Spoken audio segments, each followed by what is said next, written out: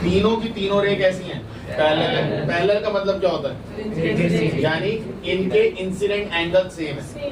But अगर आप ध्यान दे रहे हो, येलो वाले में मैंने 90 डिग्री बनाया, यानी येलो का क्रिटिकल एंगल अचीव हो गया है, यानी जो इसका इंसिडेंट एंगल है वो इसका क्रिटिकल एंगल भी था। अब क्योंकि तीनों के सेम एंगल है तो हम ये नहीं कह सकते कि तीनों का वो क्रिटिकल एंगल है। समझ में आ रहा है नहीं आ रहा है? मैं कह रहा हूं वेवलेंथ बढ़ाने से क्या हो रहा है? क्रिटिकल एंगल बढ़ेगा। क्रिटिकल एंगल को अभी छोड़ो, वेवलेंथ बढ़ाने से क्या होता है? रिफ्रैक्टिव इंडेक्स कम होता है। ये हमने बिल्कुल बेसिक फॉर्मूले पे अगर मैं चला जाऊं तो एब्सोल्यूट रिफ्रैक्टिव इंडेक्स का फॉर्मूला ये था, और इसी को हम बोल भी सकते हैं कि वेलोसिटी यानी स्पीड से इनवर्सली प्रोपोर्शनल है, तो वेवलेंथ से भी इनवर्सली प्रोपोर्शनल होगा। ठीक है ना? तो वेवलेंथ से वो इनवर्सली प्रोपोर्शनल, यानी जितनी ज्यादा आप वेवलेंथ बढ़ाओगे रिफ्रैक्टिव इंडेक्स उतना ही कम होता रहेगा। और हमें पता है रिफ्रैक्टिव इंडेक्स कम होने का मतलब है बेंडिंग कम होना। सही है? ये इतनी बेंड हो गई इस एंगल पर क्योंकि इसकी वेवलेंथ कुछ भी थी लैम्डा वाई, बट ये लैम्डा आर क्या है? ज्यादा वेवलेंथ है और इसकी कम वेवलेंथ है। तो अगर इसकी कम वेवलेंथ है तो इसका रिफ्रैक्टिव इंडेक्स क्या होगा? सबसे ज्यादा होगा। तो ये ज्यादा, इससे तो ज्यादा बेंडिंग दिखाएगा। इससे ज्यादा बेंडिंग का मतलब, अब इमेजिन करो रेड में ये कुछ ऐसी बेंड हुई होगी, अवे फ्रॉम नॉर्मल हुई तो होगी, away from normal but bend. Violet में इतना एंगल अचीव हो गया कि वो इतनी बेंडिंग हो गई कि वो सरफेस के साथ जा रही है, तो यहाँ क्या होगा? ये क्वेश्चन बुक्स में नहीं है, किसी भी बुक में ढूंढ लो, है ही नहीं क्वेश्चन। तीनों रे पैरेलल हैं। अब यहां से देखो किस पे डिपेंड करता है? वेवलेंथ पे। कौन? Critical angle.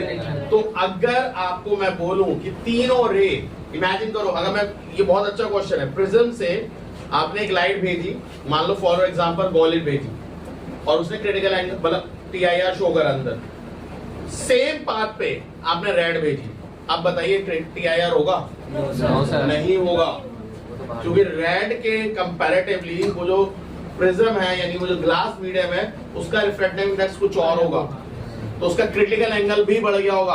अब ध्यान से देखो, अगर मान लो पर्टिकुलर एंगल पर लाइट जा रही है और यहाँ पे टीआईआर हो रहा है, फॉर एग्जांपल ऐसे आ रही है, तो इसका कुछ तो इंसिडेंट एंगल होगा ना? बट वो इंसिडेंट एंगल इस पर्टिकुलर लाइट के लिए क्रिटिकल एंगल है।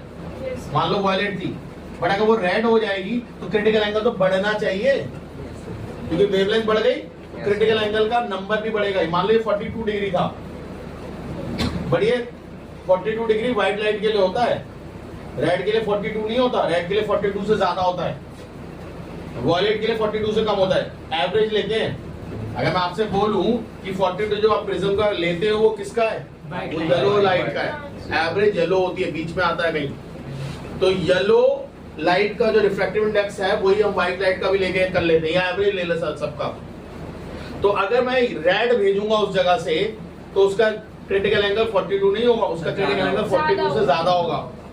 यानी वो 42 पे, अगर आप सोचो अरे 42 पे तो क्रिटिकल एंगल अरे सरफेस से निकल जाएगी, नहीं निकलेगी, वो रिफ्रैक्शन शो करेगी, रिफ्लेक्शन शो ही नहीं करेगी, टीआईआर शो ही नहीं करेगी, क्योंकि जैसे आप वो बढ़ाते हो, क्या कहते हैं, वेवलेंथ, तो उससे रिफ्रैक्टिव इंडेक्स कम होता है।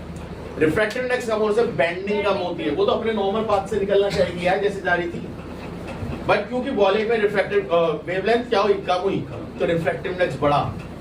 रिफ्रैक्टिव इंडेक्स बढ़ने से उसने बेंडिंग बढ़ाई और उसको इतना मोड़ दिया कि वो ऐसे चल जाएगी। रिफ्लेक्शन समझ में आ रहा है नहीं आ रहा है? अगर मैं आपसे बोलूं रेड से पहले कौन सा होता है? ऑरेंज। ऑरेंज होता है ना?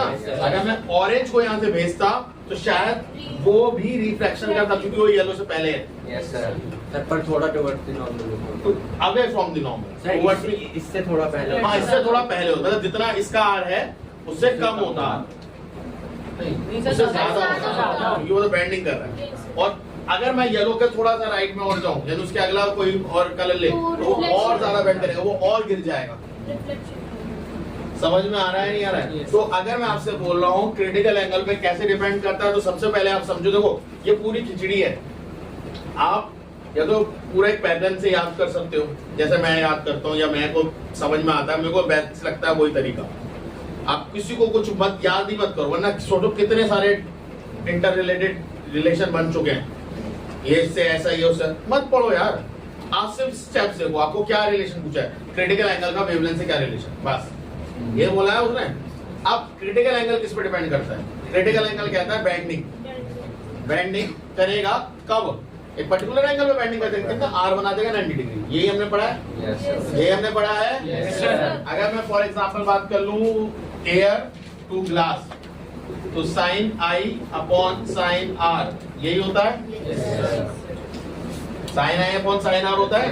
आर क्या हो जाता है 90 डिग्री, तो ये तो बंद हो जाएगा, हटा दो। तो ये क्या है? अच्छा ये उल्टा लिख दिया, ग्लास टू एयर है ना, ये होता है। अरे ग्लास टू एयर जा रहा है ना, मान लो ग्लास हम एयर में भेज रहे हैं, या मीडियम टू एयर वैक्यूम मान लो, साइन आई कुछ भी हो हमें नहीं पता, साइन 90 आर है, वो 90 डिग्री है आर, तो उस जगह पे आई को हम क्रिटिकल एंगल ही कहते हैं ना। अब glass to air refractive index absolute refractive index है, ये एब्सोल्यूट नहीं है, एब्सोल्यूट बनाओ।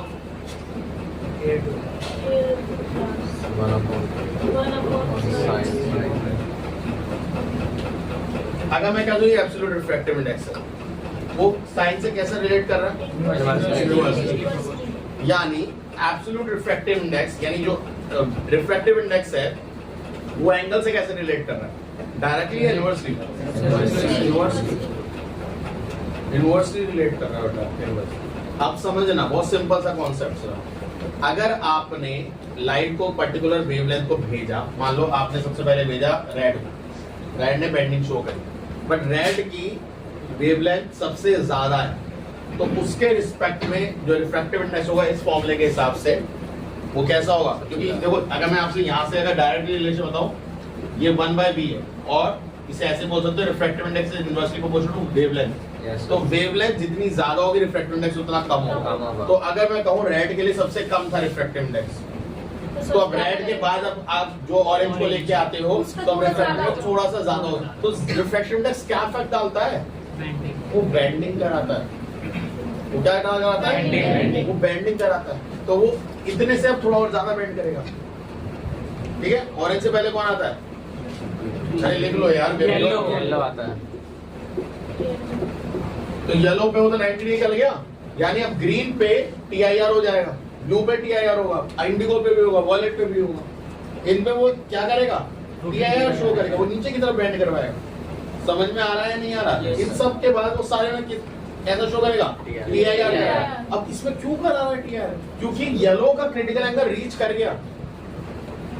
तो हमने क्या समझा कि जैसे हम वेवलेंथ बढ़ाते हैं हमारा क्रिटिकल एंगल भी बढ़ जाता है नंबर वाइज, उसकी वैल्यू। कि अगर येलो पे 42 है तो रेड का 42 नहीं होगा, रेड का 43 हो सकता है, 44 हो सकता है, बड़ा होगा, 42 से बड़ा होगा। और अगर मैं बोलूं कि अगर येलो का 42 है तो वॉयलेट का 101% 42 से कम होगा। समझ में आ रहा है? MCQ के पर्पज से भी बता रहा हूँ और ये डायग्राम जो है वो भी बता रहा हूँ। दूसरा देखो, दूसरा क्या है? टेम्परेचर। टेम्परेचर क्या होता है? रिफ्रैक्टिव इंडेक्स का क्या रिलेशन है? इनवर्सली। तो इसके साथ क्या रिलेशन होने वाला होगा? टेम्परेचर। इधर आ जाओ, इधर आ जाओ। वेवलेंथ का रिफ्रैक्टिव इंडेक्स से क्या रिलेशन था? इनवर्सली था, है ना? तो क्रिटिकल एंगल के साथ कैसा रिलेशन है? डायरेक्टली। यानी वेवलेंथ बढ़ाओ, क्रिटिकल एंगल की वैल्यू बढ़ेगी। टेम्परेचर का रिफ्रैक्टिव इंडेक्स से कैसा रिलेशन है? इनवर्सली। तो वेवलेंथ का वही है। तो टेम्परेचर बढ़ाओगे तो क्रिटिकल एंगल भी क्या होगा? बढ़ेगा। क्रिटिकल एंगल भी क्या होगा? बढ़ेगा। यानी अगर मैं प्रिज्म से TIR करा रहा हूँ, देखो फिर से कोई अनयूजुअल सा क्वेश्चन आ रहा हूँ, प्रिज्म से TIR कर रहे हो, समझ में आ रहा है? और उसका आप क्या कर दो? हीटअप, तो TIR होगा? नहीं होगा, क्योंकि TIR क्रिटिकल एंगल पे रीच होने पे हो रहा होगा, क्रिटिकल एंगल से ज्यादा है, क्रिटिकल एंगल रीच होने पे TIR हो रहा होगा। आप क्या कर रहे हो? नीचे से बढ़ा रहे हो। तो आप किसका क्रिटिकल एंगल बढ़ा रहे हो? प्रिज्म का क्रिटिकल एंगल बढ़ा रहे हो। तो जो अवे फ्रॉम नॉर्मल बेंडिंग कर रहा होगा वो अवे फ्रॉम नॉर्मल वापस धीरे धीरे वापस ला रहा होगा। आपको इन थोड़े दिनों में शायद अभी शॉर्ट्स मेरी प्रिपेयर हो जाएगी, तो आज या कल में आपके पास आएगा। ये लिटरली मैंने करा है। हम लोगों ने क्या सीखा है? डंडी लो, पानी में डालो, क्या होता है? बेंडिंग। नहीं पता तो वो वीडियो देखना, अपने आप दिखेगी। ठीक है, मैंने क्या करा, उसको फ्राई पैन पे रख दिया, गरम करा, ठीक है। और देर करता बिल्कुल 100% तो नहीं हो सकता, सीधी बात। 100% होगा कब, जब मैं उसे प्रेशर रखूंगा, सारा पानी को भाप बनने दूंगा, भाप उसके अंदर होगी तो मुझे बिल्कुल सीधी डंडी दिखाई देगी। ऑब्वियसली अबे ग्लास खाली हो जाएगा यार, मुझे सीधी डंडी दिखाई देगी, कोई नहीं।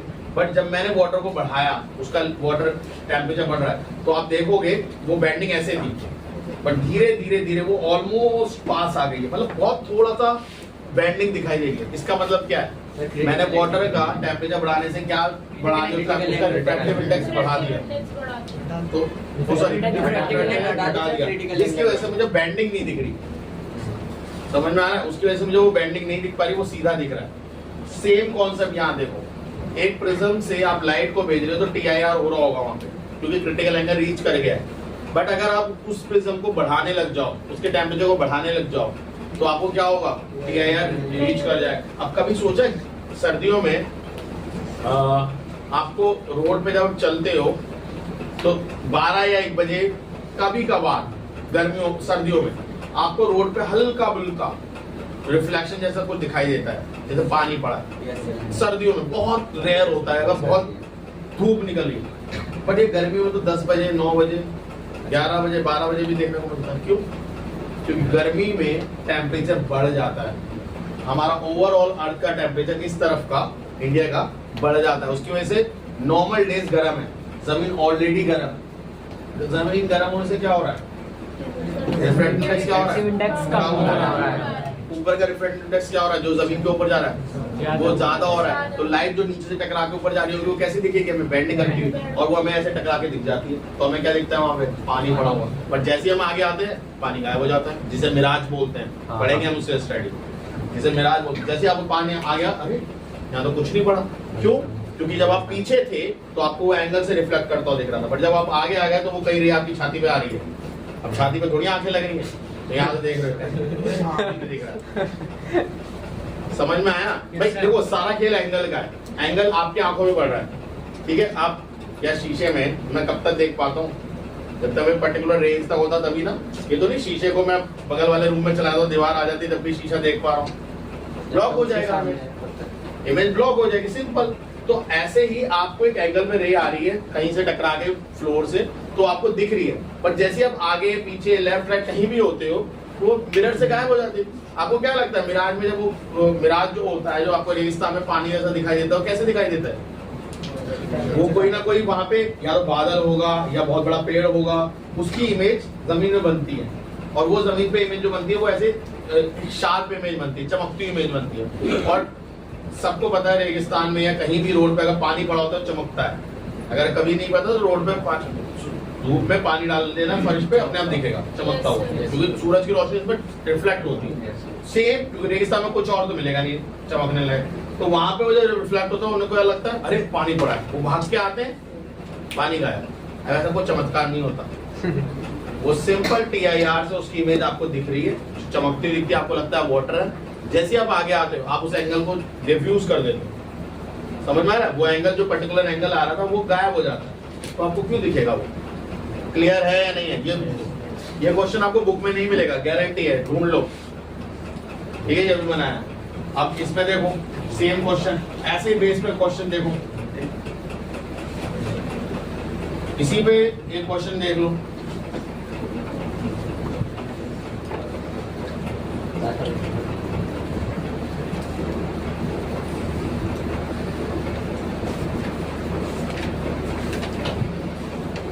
लो अब बताओ, ऐसा डायग्राम बना दिया, ये अब सबको पता है, ये हमने बनाया ना डायग्राम कि 90 डिग्री गई सामने सरफेस के साथ TIR, मतलब इसने TIR करा है, यानी ये जो अपने क्रिटिकल एंगल पे गई है। अब हमने क्या पढ़ा है कि अगर इसका और ये तीनों आपस में पैरेलल है, मतलब तीनों की तीनों जब यहाँ जाएंगी तो तीनों का जो एंगल होगा वो कैसा होगा, सेम। ये बात समझ में आई? क्योंकि तीनों 90 है, ये भी सेम है, सबके तीनों एंगल सेम होंगे, यानी इंसिडेंट एंगल तीनों का सेम।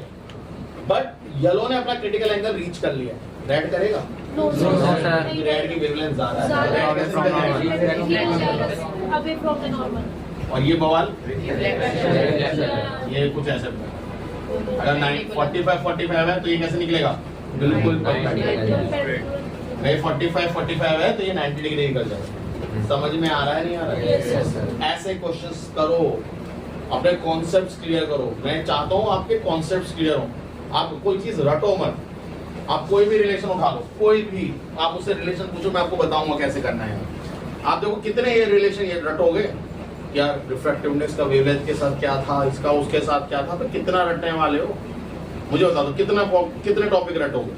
मत रटो ना, आप सिर्फ समझो उस चीज को कि रिफ्रैक्टिव इंडेक्स क्या है। रिफ्रैक्टिव इंडेक्स का मतलब होता है रुकावट, जो उसको ऑब्स्ट्रक्शन वो प्रोवाइड करेगा कि भाई मैं नहीं जाने दूंगा। अब जब वो रुकावट प्रोवाइड करेगा तो आप शॉर्टकट लेना पसंद करोगे, Yes, sir. पास आना पसंद करोगे, तो बेंडिंग होती है। अब रिफ्रैक्टिव इंडेक्स है ही नहीं, रुकावट है ही नहीं, तो सटासट भगाते हैं। अबे हाईवे पे कोई रुकावट होती है क्या? स्पीड ब्रेकर लगाता है कोई हाईवे पे? अभी तो वहां पे कहते हैं 100 भाग 120 भाग है। आपकी गली में क्यों नहीं कहते 100 भाग? क्योंकि पड़ोस वाली आंटी गेट खोल देंगे। वही हो जाएगा। 100 वहीं हो जाएगा। मेरे को बंगा पता चला दीवार में चिपक रहा है लड़का मारा। नहीं हो सकता ना ये चीज, समझो ठीक है। तो रिफ्रैक्टिव इंडेक्स क्या है? रिफ्रैक्टिव इंडेक्स रुकावट है। रुकावट है तो स्पीड ऑफ लाइट क्या होगी? ऑटोमेटिकली कम होगी। अब कम हो गई स्पीड ऑफ लाइट, तो देखो टाइम का मतलब समझो 1 अपॉन टाइम। स्पीड का मतलब क्या होता है? Displacement upon time. डिस्प्लेसमेंट को चेंज कर दो वेवलेंथ से, और 1 अपॉन टाइम को चेंज कर दो फ्रीक्वेंसी से। फ्रीक्वेंसी होती है नंबर ऑफ वेव, वो आप नहीं चेंज कर सकते। नंबर ऑफ वेव आप नहीं चेंज कर सकते। बचा क्या? वेवलेंथ। तो अगर आपने स्पीड चेंज करी है, रुकावट हुई है, स्पीड कम हुई है, तो चेंज इसका किस पे दिखेगा? वेवलेंथ दिखेगा। तो वेवलेंथ कम हो गई। वेवलेंथ कम हो गई। वेवलेंथ का मतलब क्या था? वेव की लेंथ, तो उसको टुवर्ड्स नॉर्मली तो करना पड़ेगा, तो उसको कवर अप करना है। भाई कोई चीज है, मान लो कोई बंदा है रेस में आपसे आगे निकल गया, कोई नॉर्मल रेस नहीं हो रही, मैं सोचना कि सर फिर तो तेज भागना पड़ेगा। नॉर्मल रेस नहीं हो रही, जैसे मूवीज में दिखाते हैं विलन आगे चला जाता है, हीरो क्या देखता है? शॉर्टकट। ओह यस, यहाँ से जाओ, और पकड़ लेता है उसे। यही होता है, तो शॉर्टकट मारता है ना, यानी जो ओरिजिनल पाथ है उससे ना जाके वो क्या करता है? शॉर्टकट मारता है। रेस ऐसे आ रही है, उसे कहाँ जाना था? यहाँ जाना था, बट क्योंकि वेवलेंथ क्या हो गई? कम हो गई, तो वो कह रहा है अरे यहीं तो जाना है ना, मैं यहाँ से चलता हूँ। मुझे इस पॉइंट को पार करना है ना, जरूरी है मैं यहाँ से करूँ, मैं यहाँ से कर लूँगा। तो वो अपने पाथ को छोटा कर लेता है, और उसके लिए वो बेंडिंग दिखाता है टुवर्ड्स नॉर्मल। कैसे बेंडिंग दिखाता है? तो क्या क्या क्या समझे कि रिफ्रैक्टिव इंडेक्स बढ़ने से उसकी बेंडिंग बढ़ गई, रिफ्रैक्टिव इंडेक्स घटने से उसकी बेंडिंग घट गई। बस खत्म, यही है, इसी में सारा कॉन्सेप्ट है। अब टेम्परेचर बढ़ाने से क्या होता है? टेम्परेचर बढ़ाने से उसकी स्पीड बढ़ती है। टेम्परेचर बढ़ाने से क्या होता है? स्पीड बढ़ती है। और स्पीड का कैसा रिलेशन है रिफ्रैक्टिव इंडेक्स का? तो टेम्परेचर बढ़ाने से स्पीड बढ़ी, तो रिफ्रैक्टिव इंडेक्स क्या रटना है? कुछ नहीं रटना, ये समझो। होता है ना, क्योंकि उसकी डेंसिटी बदल जाती है। डेंसिटी नहीं बोल सकता कि ऑप्टिकल डेंसिटी में भी फर्क आता है उसमें। मतलब मॉलिक्यूल्स सारे दूर दूर हो गए, रुकावट जो ऑब्स्ट्रक्शन जो प्रोवाइड कर रहा था वो ऑब्स्ट्रक्शन प्रोवाइड नहीं कर रहा। देखो डेंसिटी वर्ड यूज मत करना, इसलिए कह रहा हूँ। हाँ डेंसिटी कर सकते हो, बट कोशिश करो ऑप्टिकल डेंसिटी। सर मैं वही बोलने वाला था, पर नहीं ठीक है, देखो देखो ऑप्टिकल डेंसिटी और density are two different thing. ये मैं हम लोगों ने फर्स्ट क्लास में पढ़ा था। कैरोसिन की और वाटर के मुकाबले डेंसिटी कम होती है। कैरोसिन पानी पे तैरता है, बट अगर मैं ऑप्टिकल डेंसिटी बोलूं तो वाटर की ज्यादा है, कैरोसिन की कम। तो डेंसिटी और ऑप्टिकल डेंसिटी में कोई रिलेशन नहीं है, बट हाँ ये आप बोल सकते हो कि हीट करने पे ऑप्टिकल डेंसिटी भी बढ़ती है, ऑप्टिकल सॉरी डेंसिटी घटती है, और डेंसिटी बढ़ती है और डेंसिटी भी घटती है। दोनों टेम्परेचर बढ़ाने से दोनों चीजें घटती हैं, बट क्या इन दोनों में आपस में कोई रिलेशन है? तो नहीं, ये मना कर देना साफ, नहीं है कोई रिलेशन। क्योंकि ये आ सकता है ट्रू फॉल्स। देखो एमसीक्यू में कुछ भी आ सकता है, इसलिए सब चीजें पढ़ो। कोई रिलेशन में और कोई डाउट है तो पूछो, कोई भी रिलेशन में कोई डाउट हो, किसी के साथ रिलेशन, इतनी सारी चीजें पढ़ी है, वेवलेंथ पढ़ा है, स्पीड पढ़ा है, रिफ्रैक्टिव इंडेक्स पढ़ा है, कलर पढ़ लिया, सब पढ़ लिया। कौन सा? देखो right a relation between the angle of incidence, emergent angle of prism, deviation. ये हमने करा है नहीं करा है? अरे भैया ये रिलेशन तो बहुत फेमस रिलेशन है, बताया तो था मैंने, क्या होता है बताओ? एंगल ऑफ ये है ना I प्लस ई। हाँ ये तो ड्राइव भी करा है हम लोगों ने, ये रिलेशन लिख दो। आज देखो मान के चलो ये डेरिवेशन आएगा ही आएगा, मैं तो ये कह रहा हूँ कि हाँ इसमें ए भी पता होना चाहिए आपको। ए क्या होता है एंगल ऑफ प्रिज्म। R+R2। हाँ एंगल ऑफ प्रिज्म है, बट रिलेशन तो ये भी है ना। और डेल्टा क्या होता है, डेल्टा 1 प्लस डेल्टा 2। और मैंने आपको बताया डेल्टा 1 तो चलो दिखता है, डेल्टा 2 नहीं दिखता है, तो वर्टिकल अपोजिट से लेना पड़ता है। तो ये छोटी छोटी बारीकियां है जो आपको पता होनी चाहिए, वरना फंस जाओगे यार। मैं सच बता रहा हूँ, डेरिवेशन में तुम अच्छे से पूछ के देखो कि भैया यूं यहाँ पे ये डेल्टा 2 क्या कर रहा है, ये डेल्टा 2 यहाँ कैसे आ गया है।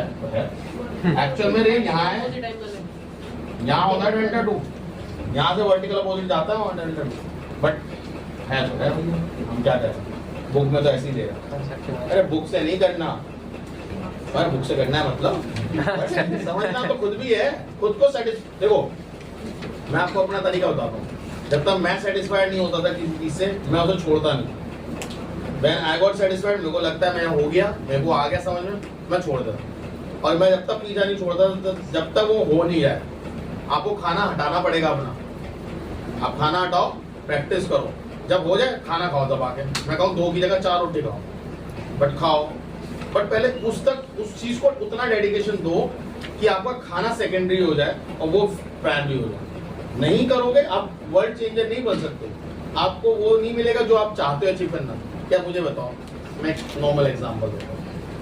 टोन देख रहे हो मेरी? यस मैं बहुत चाहता हूँ दिल से कम हो जाए, नहीं हो रही। क्यों? मेरी इच्छा है कि बिल्कुल दोबारा से एप्स आ जाएं, बस दोबारा से दौड़ूं, नाचूं, जैसे करता था वैसे करूं। बट आजकल क्या होता है, जब अपनी बेटी के साथ डांस करना शुरू करता हूँ ना, तो वो तो बेचारी करती रहती है। 10 मिनट में मुझे एहसास हो जाता है बुढ़ापा तो नहीं छा साथ बोलनी चालू हो जाती है। बट मेरी इच्छा क्या है, एप्स आना इच्छा है, बट आएंगे कैसे? इच्छा से, करने से। हाँ यही अब मजेदार बात एक और है, एप्स का है सर अंदर ही है, मतलब ऑलरेडी अंदर है सर पॉलिश का। बस मुझे फैट हटाना है, तो जिस चीज को आप ढूंढ रहे हो वो कहाँ है? आपके अंदर है। और बस क्या करना है, मेहनत करना है। वो नहीं करोगे तो फिर तक मैं भी कहता हूँ, तो मैं शायद तुम मुझे 1 साल के बाद बहुत भूला वो देखोगे। समझ में आया नहीं है? सिंपल सा कॉन्सेप्ट है, ठीक है। आप मेहनत करो, आपके अंदर चेंजेस ऑटोमेटिकली दिखेंगे। नहीं करोगे नहीं दिखेंगे। मैं आपको बता चुका हूँ, क्या इमेजिन करो मैंने किस लेवल तक प्रैक्टिस करी है, सपने में भी क्वेश्चन सॉल्व कर रहा हूँ। ये होता है, ये जब तक मेरे को किसी और ने नहीं बताया था ना, मेरे को ऐसा फील लगता था किसी के साथ शेयर भी नहीं करूँ, ये पागलपन जैसी फीलिंग आती थी। सपने में क्वेश्चन सॉल्व कर रहा हूँ यार। फिर जब किसी ने बोला भाई मेरे साथ भी ऐसा होता है, किसी ने बोला हाँ ये तो नॉर्मल है, मैं भी करती हूँ। अच्छा फिर मैं ही हूँ, फिर मैं नहीं हूँ, मतलब और भी है। फिर पता चला बेंजीन का सिंबल जिस साइंटिस्ट ने ढूंढा उसने सपने में ढूंढा, फिर तो मैं सही ट्रैक पे। डेडिकेशन लेवल इतना हाई हो कि आपको वो सपने में भी वो चीजें हो तो बढ़िया है, अदरवाइज अभी तुम नहीं कर रहे। ठीक है, और कोई डाउट है किसी को? जल्दी जल्दी पूछो फटाफट। हाँ बोलो। न्यूमेरिकल नंबर 2, वाओ, ये लो ऐसे लिखते हैं न्यूमेरिकल नंबर 2। ये डाउट था, ये तो हो गया यार। दो ना, फिर आधे घंटे से वहां बैठा है। जो आपने वो बताया था ऐसे करके निकल रही थी, उसमें आपने बताया था कि वो पैरेलल है, इंसिडेंट एंगल सबका इक्वल था। सर जो वॉयलेट का अगर हम इसकी जगह आई से करते हैं, मैं बता रहा हूँ। हाँ वो क्वेश्चन है वो भी करा रहे हो, वो भी मैंने करवाया है। सर अगर आप वीडियो देखोगे तो मेरे को वो क्वेश्चन दिख जाएगा। ये वाला कह रहे हैं ना, यही तो कह रहा है। सर जो आपने भी पहले वाला पैरेलल इसमें सारी है। हाँ फिर बोल। सर जो इसमें वॉयलेट का जो क्रिटिकल एंगल था वो आई इक्वल्स टू आर होता है। अगर हम इंडिगो का करेंगे तो थोड़ा ऊपर को चल जाएगा, तो इससे हम आई इक्वल्स टू आर कैसे होगा? क्योंकि इंसिडेंट एंगल तो एक ही होता है ना टोटल इंटरनल रिफ्रैक्शन में, तो आई इक्वल्स टू आर होना चाहिए। आई इक्वल्स टू आर होना चाहिए ना, रिफ्लेक्शन फॉलो करता हो तो। हाँ रिफ्लेक्शन फॉलो करता है। अगर हम वॉयलेट का करेंगे, वॉयलेट का तो थोड़ा ऊपर को चल जाएगा, तो फिर और एंगल ऑफ वॉलेट का ऊपर चला जाएगा, इंडिगो का सर जो इंडिगो को ऊपर चला जाएगा बेंडिंग। हाँ क्योंकि वॉयलेट क्यों? सर जो अगेन यू गेट कंफ्यूज। सुनो, अच्छा क्वेश्चन पूछ लिया, ये भी बढ़िया बात है। तुक्के से पूछा बट पूछ लिया, मजा आया। सही सोच रहा था। तब तो सोचा जा रहा था पूछ लेते हैं यार, सब पूछा था। कितनी बना दी, सारी बना दी। नहीं ये सर। पैरेलल नहीं दिख रही, बट मानो ये है, ठीक है। V I V Y O, sir B आया। VIP अरे छोड़ दो ना, सब बिग और इंडिगो ब्लू से, ठीक है। गए अरे यार, सर बेटा। अरे वाह ठीक है। अब मानते हैं आपका येलो का हो गया, ठीक है। तो देखो बेझक इनको तो अवे फ्रॉम नॉर्मल बैंड डाल, मूवी वेवलेंथ का है। सर वो साथ में कर रहा हूँ, ठीक है। ये बहुत कम बैंड करेगी, ये ज्यादा बैंड करेगी, ये तो कतई चिपक गई। और सर इधर अब ये इनके साथ क्या होगा, यही पूछना मांग रहे हो, यही क्वेश्चन है। मैं चाहता हूँ इनको कोई बैंडिंग नहीं होगी, लेफ्ट साइड से पैरेलल ही जाएंगी। सर इनका आई इक्वल्स अरे हाँ, आई को आर होगा, सब पैरेलल जाएंगी। और बताओ सर, चलिए कभी एंगल चेंज होगा। सर ये सोच रहे हैं समझ गया था मैं, effective भावना समझ गया। वो तो बैंडिंग कह रहे, बैंडिंग। टी क्रिटिकल एंगल के बाद हम क्या बोलते हैं, TIR होगा। TIR का मतलब क्या होता है, लॉ ऑफ रिफ्रैक्शन फॉलो करेगा, यानी आई जितना है आर उतना ही होगा। ये बढ़िया क्वेश्चन है, मजा आ रहा है, अच्छा बात है। अगली बार यूज करूंगा अगले साल। V I B G ये सारे के सारे कैसे हो जाएंगे, पैरेलल गई, पैरेलल आई, तो यहाँ पे I R क्या हो जाएंगे, तीनों चारों के बराबर, ठीक है। और ये वाला केस देख लो, ये भी केस है, ये तो मैंने कई बार करवाया है वैसे, कि जितना बैंड दूर होगा उतना ज्यादा I बढ़ता जाएगा। मान लो इस जगह पे I1, ये I1 है, ये I2 है, और यहाँ पे नॉर्मल में ये I3 है, और I2 से बड़ा है I3, बड़ा है I1, और यहाँ से ये ऐसे दिखाता है TIR हो गया, यहाँ पे 90 डिग्री। तो भैया I1 तो यानी I2 एक्चुअल में क्या है, क्रिटिकल एंगल। अभी क्रिटिकल एंगल से ये क्या है, छोटा, तो ये रिफ्लेक्शन दिखाएगा। ये क्या है, ये रिफ्लेक्शन दिखाएगा, बस सही है। ये बिल्कुल बेसिक डायग्राम में बुक्स में मिल जाता है, ठीक है, बोर्ड में भी आया, और बाकी बोर्ड में नहीं है तो वो कर सकते हो। क्लियर है? कोई और? हाँ बोलो, तुम्हारा न्यूमेरिकल है। हाँ बताओ, क्या न्यूमेरिकल में क्या डाउट है? Question number 2. Okay, what is the apparent position of an object of a rectangular block 6 meter thick if a layer of water 4 centimeter thick is on the top of the glass? Refractive index of the glass and the water is 1.5 and 1.3. यहाँ पे दो लगाने पड़ेंगे। Glass का फिर उसके ऊपर water. बिल्कुल। पहले आप ग्लास को देखोगे और फिर आप उसको वाटर को देखोगे। दो रिफ्रैक्टिव इंडेक्स करो, आ जाएगा। तो पहले देखो, पहले रियल डेप्थ आपको पता है, 10 देखना। हाँ, ग्लास टू एयर का निकालो। क्या था रियल है और अपरेंट का फॉर्मूला बताओ फटाफट। Refractive index equals air to glass, real touch upon air to medium क्या है, रियल अपॉन अपरेंट है ना। यस सर, ये कितना ने दे रखा है, 1.5 दे रखा है। 1.5 glass 1.5 equals to real upon apparent, हो जाएगा 3 अपॉन 2, है ना। रियल कितना है, तो 10 6।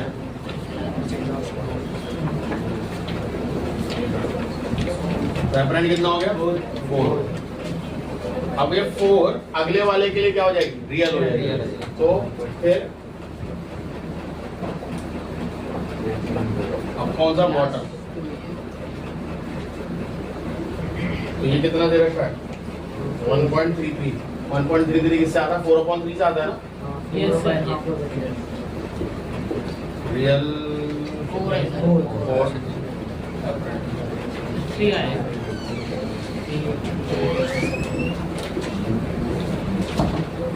ठीक है सर, 3 सर, आगे सर, ठीक है। 3 सेंटीमीटर फ्रॉम बॉटम अपरेंट है, क्योंकि अब देखो 3 सेंटीमीटर फ्रॉम टॉप भी बोल सकते हो, 3 सेंटीमीटर फ्रॉम बॉटम भी बोल सकते हो, क्योंकि एक्चुअल में अपरेंट डेप्थ कहाँ से होती है, ऊपर से, पर टोटल कितना है, 6, तो नीचे से भी बोल सकते हो, तो कोई फर्क नहीं, कंफ्यूज मत हो जाना। वो 3 तो नीचे है बॉटम में भाई। हाँ, Sir, what do we mean by prism angle? Prism angle, angle of prism जो ऊपर बनता है, Sir, we taking ये ऊपर बनता है, इससे इफेक्ट क्या पड़ता अरे है? आई मीन ये क्या है, रेक्टेंगुलर सरफेस है ना, और ये रेक्टेंगुलर सरफेस है, तो रेक्टेंगुलर सरफेसेस जो एंगल बनाती हैं that is known as angle of prism. The angle form by the rectangular surfaces is known as angle of prism. और टू रेक्टेंगुलर सरफेस, तीन नहीं। और सर क्या हमें ये भी होना चाहिए कि उन दोनों में रिफ्रैक्शन होना चाहिए। हाँ जी, सर उसमें रिफ्रैक्शन होना चाहिए, ये भी जरूरी है।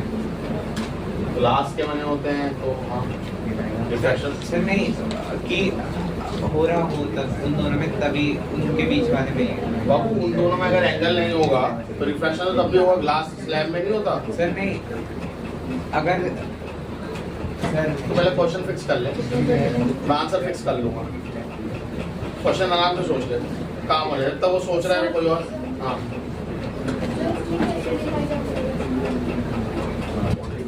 ग्लास स्लैब है, और क्या, और कैसे बनेगा इसमें? अलग से कुछ बनाओगे?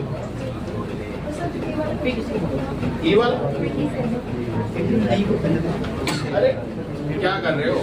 देखो इधर देखो भाई, ये रे आई, यहाँ बैठ गई, यहाँ मिरर है, ठीक है। ये आई, इधर देखो भाई, ये आ रहा है। यहाँ पे अगर बनाओगे तो ये रे और ये रे पैरेलल नहीं है। तो ये जितना आर होगा उतना आर यहाँ नहीं हो जाएगा। Yes sir. यहाँ से उसी एंगल के साथ ये रिफ्लेक्ट नहीं कर जाएगी। Yes sir. यहाँ नॉर्मल बनाओ तो ये फिर से आर नहीं हो जाएगा। तो यहाँ से कितना में निकलेगी? फिर से आई पे निकलेगी। क्यों निकलेगी भी बता देता हूँ। यहाँ से कितना आ रही थी? एयर टू वाटर, तो आर बना, वो आर यहाँ से यहाँ चला गया ऑल्टरनेट। यहाँ पे क्या हो रहा है? रिफ्लेक्शन हो रहा है। तो आर और आर सेम होगा, यहाँ से यहाँ से फिर से ऑल्टरनेट चला गया। अब की कहाँ से कहाँ जा रही है? Water to air. तो अगर एयर टू वाटर के लिए ये आई और आर का रेशियो था, तो वाटर टू एयर जाएगा तो उल्टा नहीं हो जाएगा? अगर आर है तो उसके लिए रिस्पेक्टिव भी आई खत्म। और मैडम कौन सा आप दे तो रखे एंगल, क्या दिक्कत होगी? तू आ रहा हूँ। अरे भैया देखो, आई की वैल्यू सुनो, इधर देखो। फर्स्ट एंगल दे रखा 45, I1 दे रखा 45 डिग्री, ठीक है। और R2 बोला का 30 डिग्री, ठीक है। और रिफ्रैक्टिव इंडेक्स का फॉर्मूला क्या होता है? एयर टू वाटर, यही होता है ना? Yes, sir. Air to water जा रहे हैं तो एब्सोल्यूट रिफ्रैक्टिव इंडेक्स ही होगा भाई, यही होगा ना? Yes, sir. Yes, sir.